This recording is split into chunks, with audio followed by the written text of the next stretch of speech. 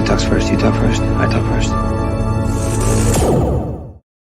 Hello, everybody, and welcome back to Han Talks First. I am the host, Han, and this is the podcast you're looking for, a Star Wars show where we talk about the latest and greatest going on in the Star Wars world. So glad you could join us today. Sorry we are a little delayed by 2 whole days.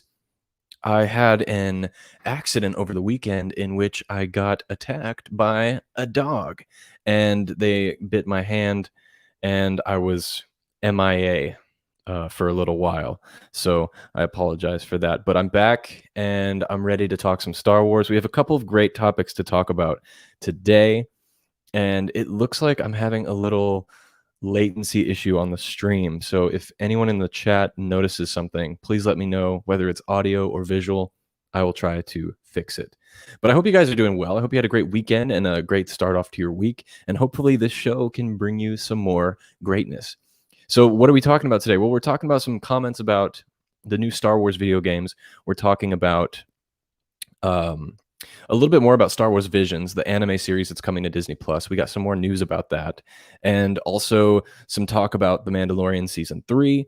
And finally, of course, the main topic, which is, should we be worried about Kevin Feige's Star Wars movie? And I'm going to give you some reasons on why I think I'm a little hesitant right now. Don't get me wrong, I'm still very excited about the movie, but I'll give you some reasons to why I'm a little hesitant to be as excited as I was a month ago for this movie.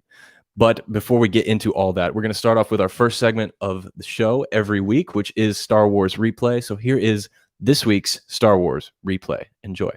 Star Wars Replay! Star Wars Replay is where we replay major moments and events that happened this week in Star Wars history. And this week, all the way back in 1945, the original matte artist for A New Hope and The Empire Strikes Back, Harrison Ellenshaw, was born. Back in 1969, James Arnold Taylor, who was the voice of the animated Obi-Wan Kenobi, was born. In 1961, Woody Harrelson, who plays Beckett in Solo: A Star Wars Story, was also born. Another birthday this week, back in 1979, was Rose Byrne, who plays Senator Amidala's handmaiden in the prequels.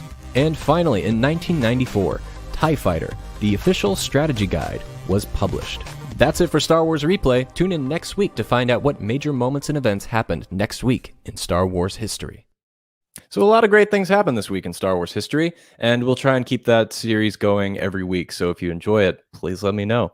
And we have some more additions coming to the show later on as well. Before we really get into the topics and stuff today, I wanted to tell you guys about my weekend. I went to what is called the 626 Night Market, and it's just a huge...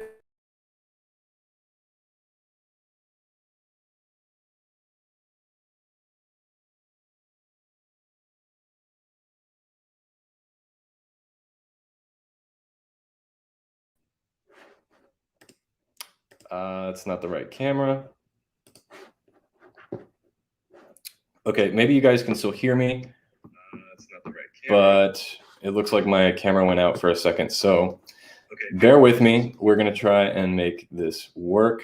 I'm sorry about this connection issue. I knew this would happen. So if you guys don't mind giving me 1 second here and let me try and figure out what's going on, I am just going to put a visual up on the screen and we will be right back. Thank you guys for waiting. I appreciate it.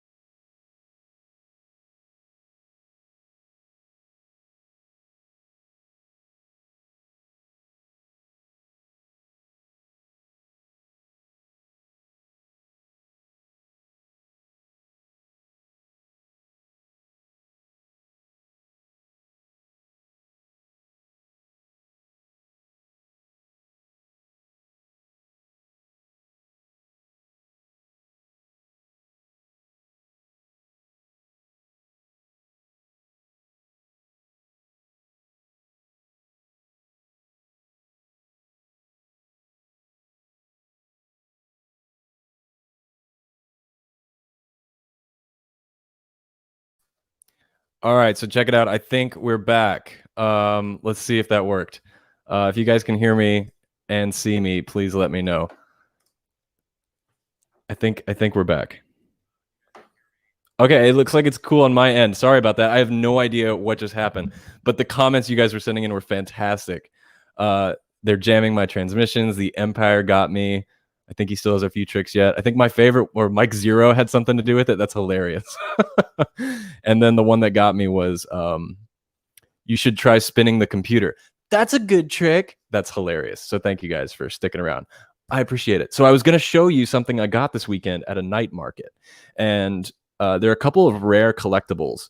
So I got this one, which is the Pride Stormtrooper. It's extremely rare, and I found it for a really good price. So I got this one, and then I found 3 additions to the concept series.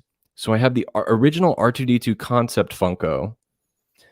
The Darth Vader one I've had for a while, but it's still a part of my collection.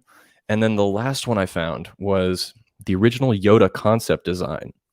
So check that out. These are really rare. They're a limited series. And I just found them randomly for $10 at the night market. And there's one last thing I found, which is my favorite. There's an artist there who makes these hand-drawn paintings. They're like posters, like flyers for nerd locations. So this one's about Visit Tatooine. Our midichlorian levels are off the charts.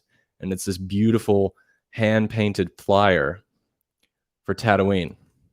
I love this. If you guys want to see more of what I got, you can head on over to my Instagram. I post pictures of everything there. But that's just something that happened to me this weekend, aside from getting mauled by an animal.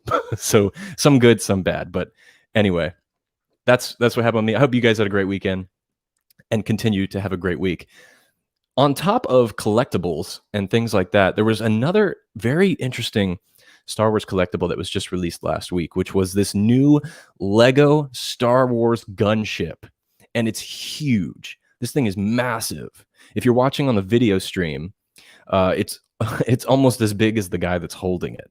And it looks so sick. And I'm glad we finally get some more Lego pieces from the prequel days. And this is a collector series. It'll probably be limited, but this is high up on my wish list. It's a really cool gunship. And I don't know, I love building Legos. I saw Salacious was here in the chat. He does Lego builds on his streams. You guys should check that out too. But that was something I found very interesting. The last thing that's kind of off the top before we jump into the main topics is this tweet that Ahmed Best put out. And Ahmed Best, of course, is the actor who played Jar Jar Binks. And recently, this is kind of related to Star Wars, not really, but they said that someone tweeted out, given that Kang's real name is Nathaniel Richards and he's a distant descendant of Reed Richards, I don't think it's unreasonable to think that MCU's version of Mr. Fantastic will be played by a black actor. So we all know Fantastic Four is coming to the Marvel Cinematic Universe. And it was an interesting thing to point out, but Ahmed Best went and commented on it and said, I'm officially throwing my hat in that ring. So he has stated that he wants to play Reed Richards in the Fantastic Four movies. I don't know how I feel about that. I think it's cool that he has a dream, and I support him in that. I don't know if it could work for the MCU, but I just thought it was something cool I wanted to share. There was a funny comment on it that said, I hope it's not this hat, and they showed a picture of the Jar Jar Binks helmet that he wore on set. So that was something funny too. But yeah, the Lego thing really is what gets me the most, so I'm excited about that. Anyway, let's talk about some news. So and then I'll get to some of you guys in the chat there and see what you guys are saying and how your day is going. But the first bit of news is about the Star Wars video games. And EA recently made a tweet talking about their new Star Wars video games that will be coming out. And this is what the tweet said.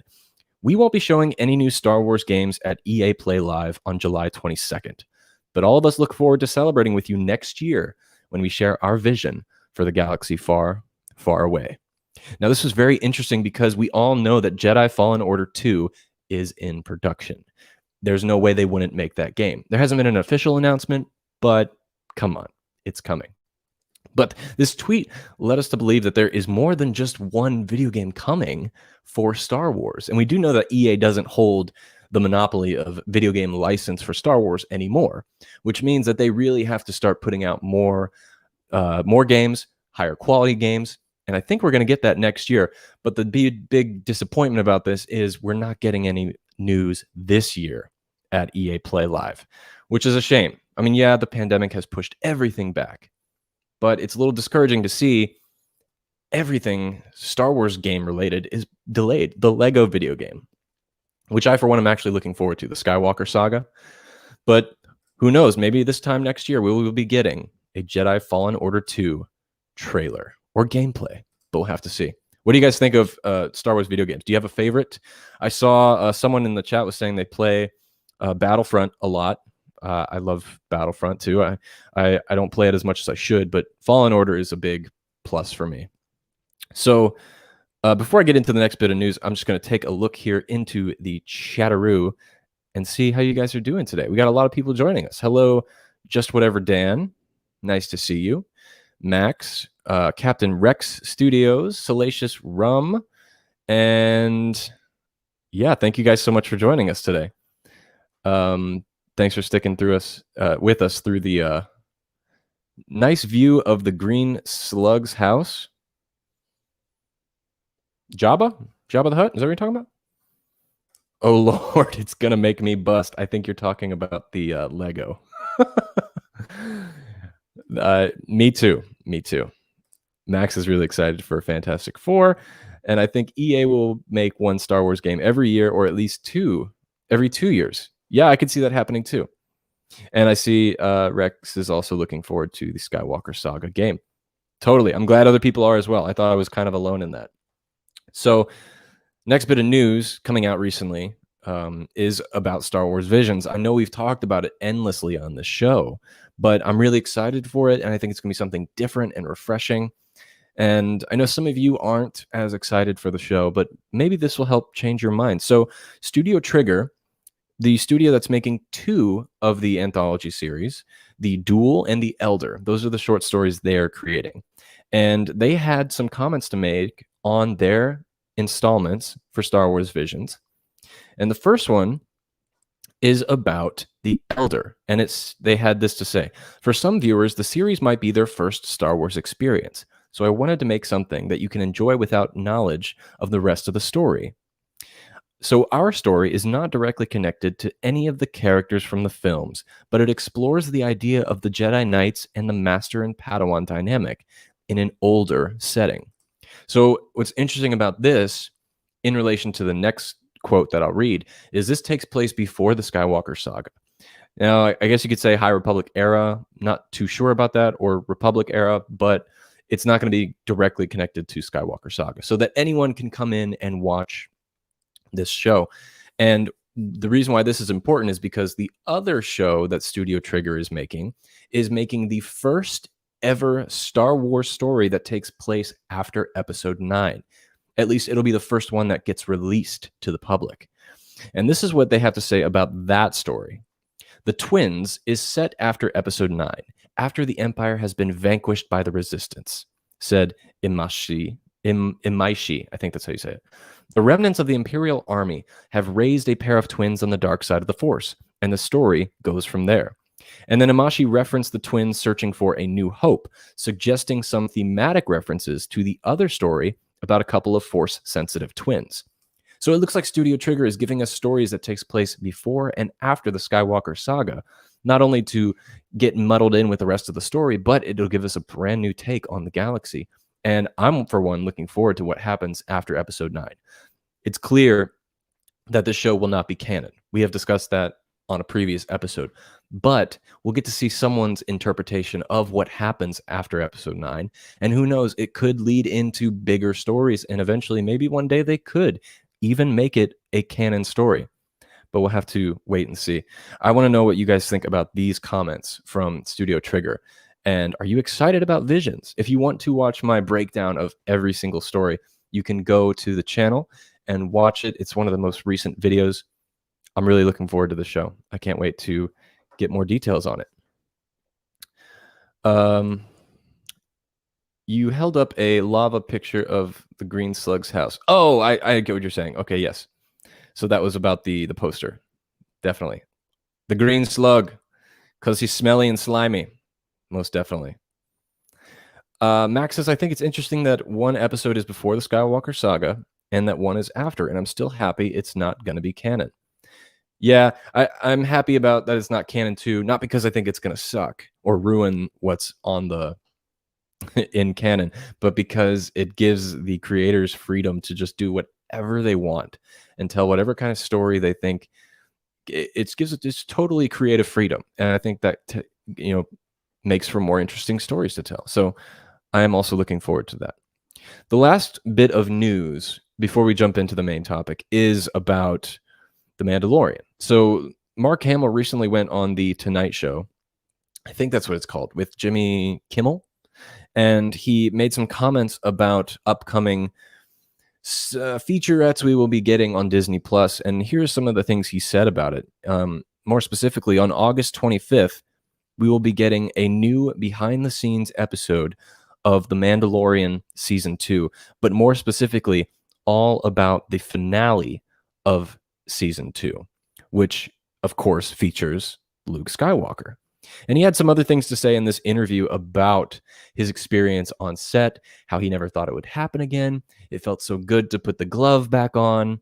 And a lot of people speculated that he wasn't actually on set that day because of the deepfake technology they were using, but he was, and we'll get to see how they did it in this behind the scenes special.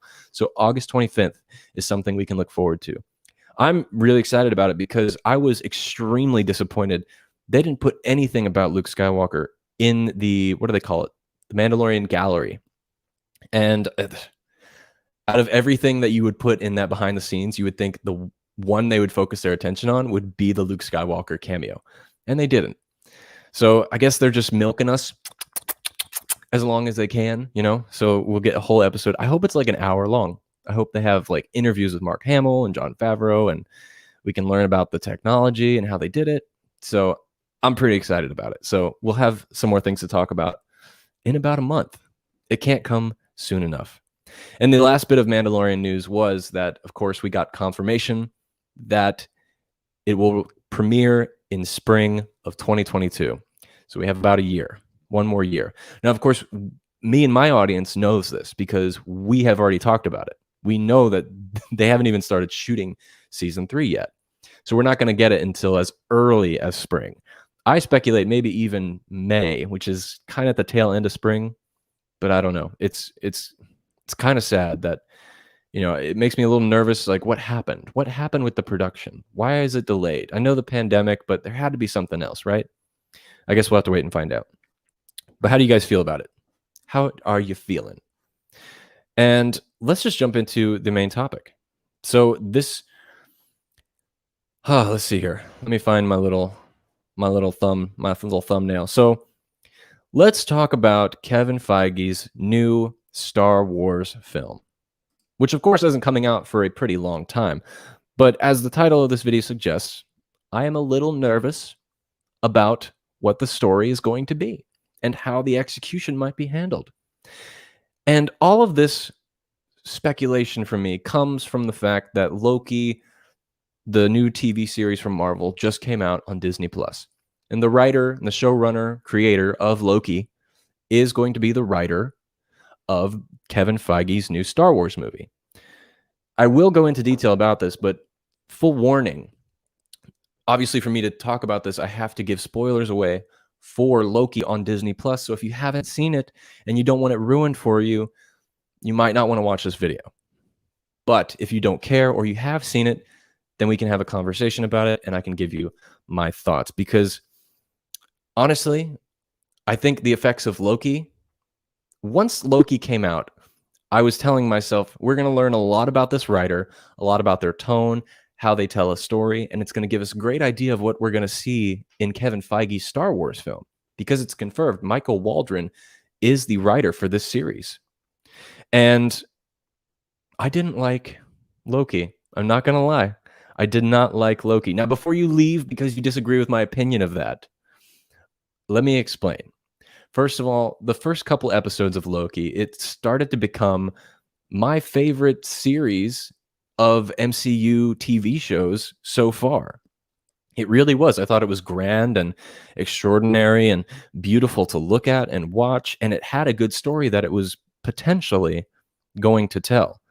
But then as it continued, I started to get lost in what they were trying to tell me, and there wasn't every answer was getting questioned, or every question wasn't getting answered, and it started to lose its own identity as to what it was actually trying to tell its audience, and I felt disconnected with it. And then by the time the finale of Loki came around, it was awful. It was so awful. It was some of the worst MCU I've ever seen. And it actually went from being my favorite show of the MCU to my least favorite show in the MCU TV Disney Plus series. And I'll go into a little bit detail more, but I think we can take from this how Kevin Feige Star Wars will be. Because for one thing we know is that Kevin Feige is, directly not really hands-on with his movies anymore, at least in the Marvel scope of things. He is an executive producer now. He oversees so many projects, tens of projects at once, and it's hard for him to have a hand in the creative, input of each and every one.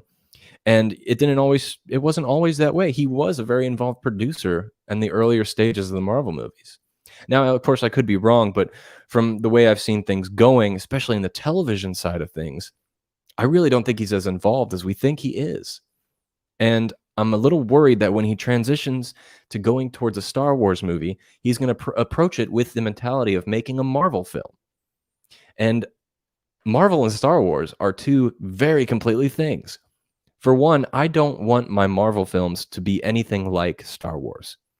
And for another, I don't want my Star Wars films to be anything like my Marvel films that I watch. A good example of this would be like how they're starting to act like each other is The Last Jedi. The Last Jedi and Loki are very similar in their execution ways. And a great example of this, again, spoilers, is the revelation of Kang the Conqueror in the Loki TV series. Now, we all thought the big baddies of this series was going to be the Timekeepers, the three individuals that were floating in the attic above the TVA, who ended up just being mindless robots that they totally pulled a Snoke on us. It didn't have anything to do with the story, and they really didn't matter. Now, of course, I did not like the way they treated Snoke in The Last Jedi, but I did like how they treated it in Loki. However, they never rounded out the end of that story, similar to how they never rounded it out in the Skywalker saga either. But the thing that I liked about the execution of finding out that the Timekeepers were fake in the Loki series was the fact that they didn't just show that they were fake and they cut to the end. They explained why they were fake, that there was someone else behind it. It was done a little bit better than making it kind of like a joke. And there was heavy emphasis on one of the Timekeepers specifically that looked a lot like Kang the Conqueror. And then it was revealed that Kang was going to be the big bad. Ultimately, I didn't like the reveal. I didn't like that Kang was the big bad guy. I thought it could have been a great idea, but the acting from Jonathan Majors, who plays Kang, I thought was terrible. And it's not his fault. It's unfair of me to say it's his fault because the writing was bad. The writing was so bad for that episode. And the direction. The last 20, maybe 25 minutes of the season finale of Loki is three people in a room talking. Exposition. Explaining the entire Loki series without answering any questions that we wanted answered, such as, who is Sylvie? What was her Nexus event? Why was she taken at a young age? And she also stated that she was pruned once before. What? Why? We don't know anything about the Sylvie character except for the fact that she is a divergent of a Loki. And that was very disappointing to me. It was one of the big answers we wanted. And the character of Sylvie herself changed so drastically throughout the show. She started off as being this mysterious figure that they were hunting down, a Loki variant. And then she's perceived as a bad guy, a murderer. She murdered members of the TVA whilst knowing that they were members of the TVA against their own will. So Sylvie is ultimately a bad guy. But then episode 3 and 4, they try to make us empathize with that and see that, oh, she's just a misunderstood woman who, has been oppressed her whole life and being chased, and she's actually a good guy. But then at the end, over the entire universe, over the entire sacred timeline, over anything in the galaxy, she chooses selfish revenge against Kang the Conqueror for taking away from her family, making her a bad guy again. Revenge is the dark side. And of course, it just ended without it. The season of Loki ended so that they could have a season 2. I don't like that. This is another reason why I really don't like television, because it forces you to have to watch everything all the time. And who knows, they might answer these questions in season 2 that I was wanting to know. But I don't think that's fair to the audiences. Now, how can all this be related to Kevin Feige's movie? Well, I'm not familiar with much of other Michael Waldron's work. I know he's written Rick and Morty. I have no interest in that show. Not really a fan of that type of humor. And other than that, I don't know what else he's written. He is writing the Doctor Strange 2 movie. We do know that's coming as well. But this is a tricky situation for me.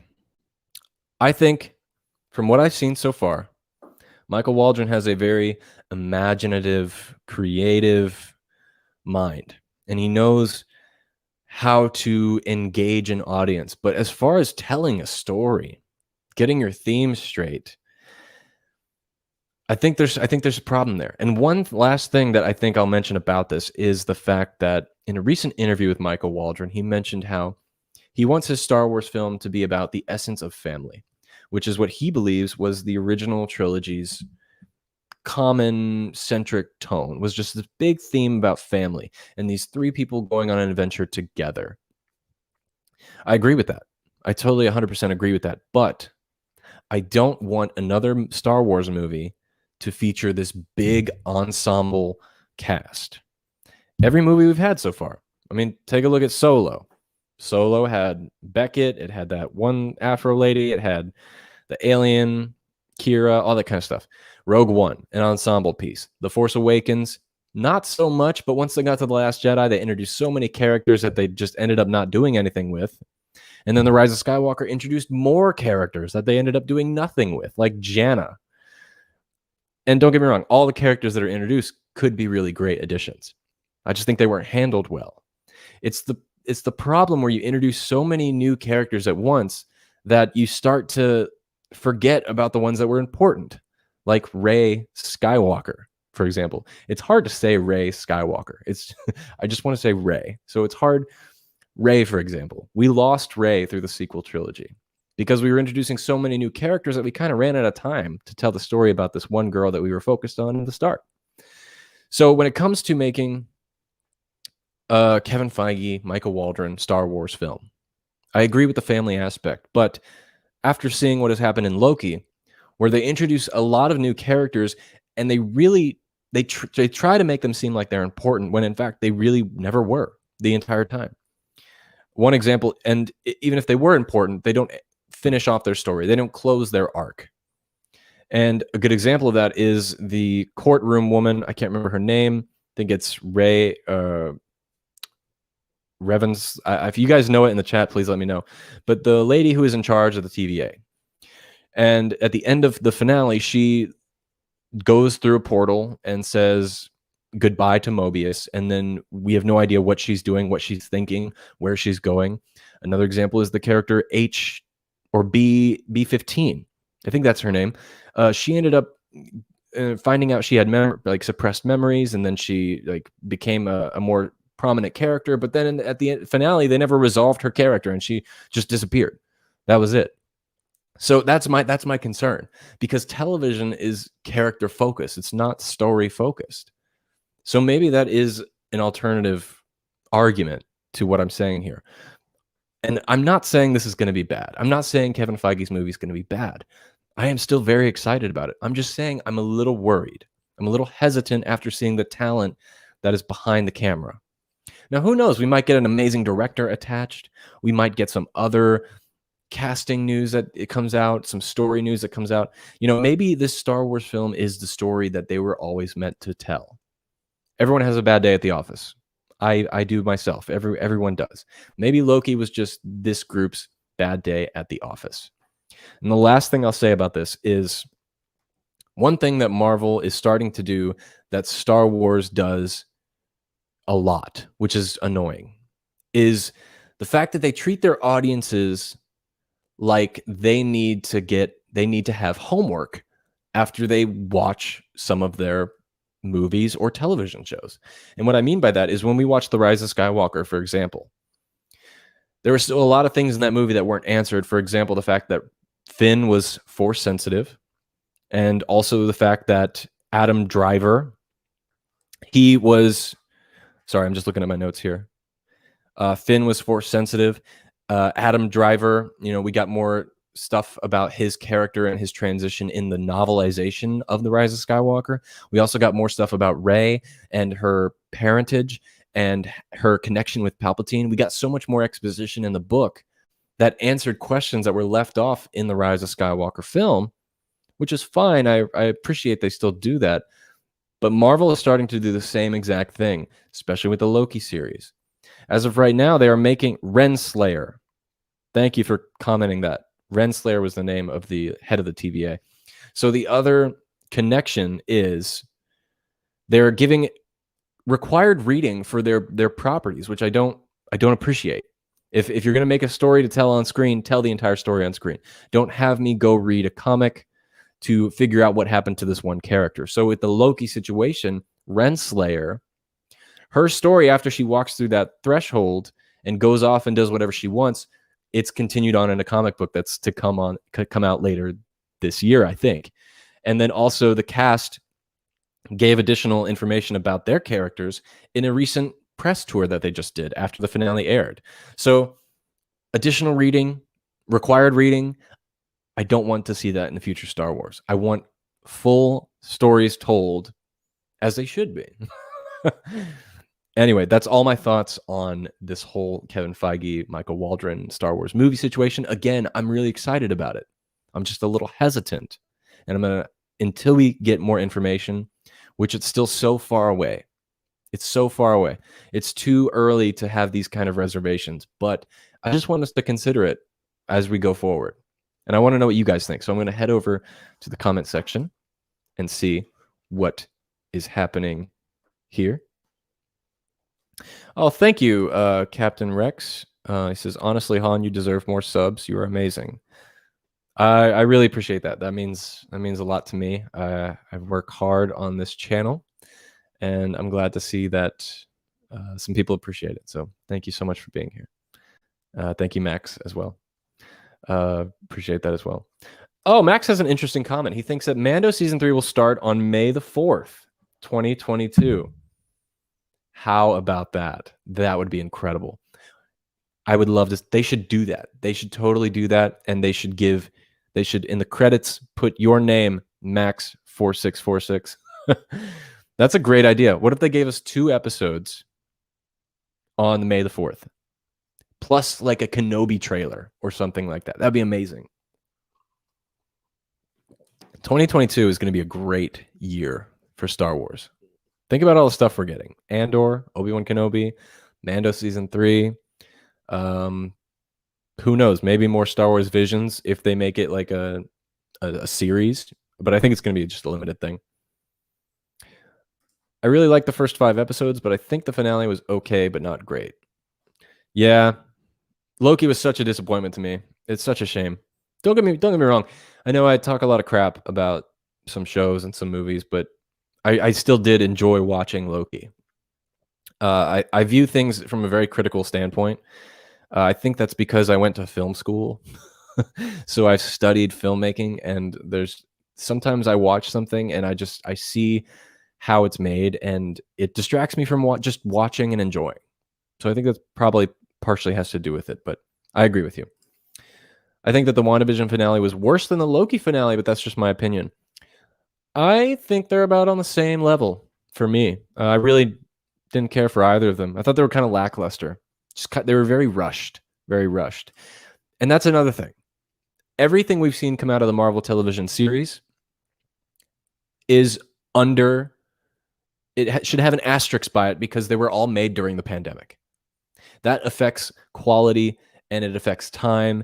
It affects everything. And I think we should consider that when thinking about how we view those shows. So maybe season 2 of Loki or season 2 of Falcon and Winter Soldier, maybe they'll be a lot better than these first ones. Or maybe whatever show is coming next will be a lot better since it's not as affected. So thanks for sharing your thoughts there too. Hashtag make Star Wars run by George Lucas and Star Wars YouTubers. That'd be pretty cool, right? Actually, you know what'd be really cool is if Star Wars did like a weekly shout out where they would find Star Wars YouTubers or Star Wars fans that created something or talked about something or made a fan film, and they put it on their channel. Like every week, they pick like 5 fans that did something really cool for Star Wars, and they shouted them out. George Lucas used to do that, and he did it a lot. Maybe not him specifically, but when he owned Star Wars, he did that a lot. Rex says, I really don't like that they make Loki and Sylvie like each other because they are the same person. Yeah, well, I mean, you know what? If you were able to kiss a hot version of yourself, you'd probably like it because you know what you like, you know? You know what I'm saying? No, it made me cringe. I agree with you, Captain Rex. It was so cringy when that happened. It's the most selfish form of masturbation I can think of. Self-love. It's a weird way to give off your theme of self-love in a literal way, but I agree with you. Dom Toretto agrees. Nothing is better. let me try this in my best Dom Toretto voice. Hold on one second. Nothing's better than family. According to Dom Toretto. Yes. If oh my God, if Vin Diesel shows up in a Star Wars movie and is like, family, I'm going to lose my mind. Max says, I think Michael Waldron's writing was okay, but the director of Doctor Strange 2 is Sam Raimi, so I'm still hyped. Dude. Sam Raimi is one of my favorite directors of all time. Evil Dead, Spider-Man, what's the other what's the one where the lady goes to the bank and there's an old lady? The old lady's like a devil or something. I can't remember the name of it, but anyway, the Evil Dead movies are great. Ash vs. the Evil Dead. Sam Raimi is a great filmmaker. He also did a movie with The Gift, I think is what it's called. He's got a very specific style, and I think he's going to bring an original take to the Marvel Cinematic Universe. I can't wait. I'm totally on the same page. I think that Kevin Feige's Star Wars movie will look a little bit like a Marvel movie, but I agree that Star Wars should not be Marvel. Yes, so that's my biggest concern, is that Disney is going to look at the success of Marvel and counter that with the success of Star Wars and try and balance the two, when in fact they should be polar opposites. If you look at it from a film, from an average point of view, as far as a cumulative average of both the franchises, Star Wars is still more successful than Marvel. So why they think that they should make Star Wars movies more like Marvel is beyond me. If you look at it film by film, the Star Wars films make more money than the MCU does. I mean, yes, they've had more films, therefore they've made more money, but on a film by film basis, Star Wars averages $1.5 billion. $1.5 billion. MCU, they average $1 billion, but it took them like 12, 13 years to get to that point. Star Wars never stopped. It's always been a successful franchise. Even to this day, it's the most recognized IP in the world.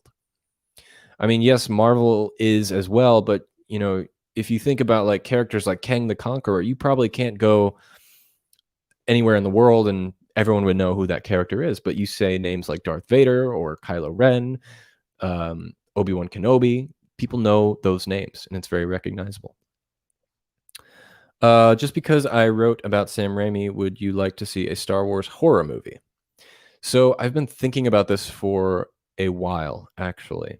I would, maybe not so specific, like so genre specific to horror, but maybe with horror elements. I mean, if you think about Empire Strikes Back, look at the Dagobah scene when he goes into the cave. That was pretty scary as a kid, and maybe it was for you as well. And I just remember always not kind of wanting to watch that scene when it came up because it would scare me so much when I was little. And so I think something like that could work again. Something that is realistic, nothing like monsters or jump scares, but diegetic thrills or thrillers that make you feel uneasy, that can be related to our own world, which is going into a dark cave, not knowing what's in it, and finding out that your biggest fear is yourself, is, going up against yourself. So I think so. I think we can have more horror elements, but maybe not an entire movie dedicated to the genre. You know what? But maybe it could work. I don't know. It's something you'd have to kind of develop in my brain for a little bit. But thanks for sharing. Rex says, I'm sad and happy the new gunship isn't minifigure scale. Sad and happy. Are you sad because it is so much money, but happy because it's freaking cool? Is that what you're saying? I agree with you. Well, everybody, I think I'm just going to put up that visual again because it's so freaking cool. I mean, look at the little gun pods on the sides. Yeah, I really want this thing too. Hey guys, this was great. I am sorry, one more thing. Max says, yeah, when I was small, I didn't like the cave scene on Dagobah, especially when Luke cuts the head off. Yeah, it was creepy stuff. It was scary stuff. I would like to see more of that in Star Wars. I think we could use it. That's it for today, everybody. Thank you guys so much for being here and joining me. I know we were a little late, but thanks for taking the time out of your day and talking a little Star Wars with me. You can find me on Instagram and Twitter at Han Talks First. And you can also, subscribe to the YouTube channel. If you are new here or if you are listening on the podcast and you want to check out some cool videos, head on over and check them out there. And then if you are listening on the podcast forum, be sure to follow, rate, review, subscribe, do whatever you have to so you never miss an episode. There's tons of other great episodes that we have on here talking about like the science of Star Wars, the music of Star Wars, all that kind of good stuff. And thank you guys so much who are joining us live. I appreciate it. It was so nice to see you. You had a lot of great things to say. And we will be back next week with another episode of the Han Talks First show. And now, my friends, somehow, some way, somewhere this week, may the Force be with you. So who talks first? You talk first? I talk first.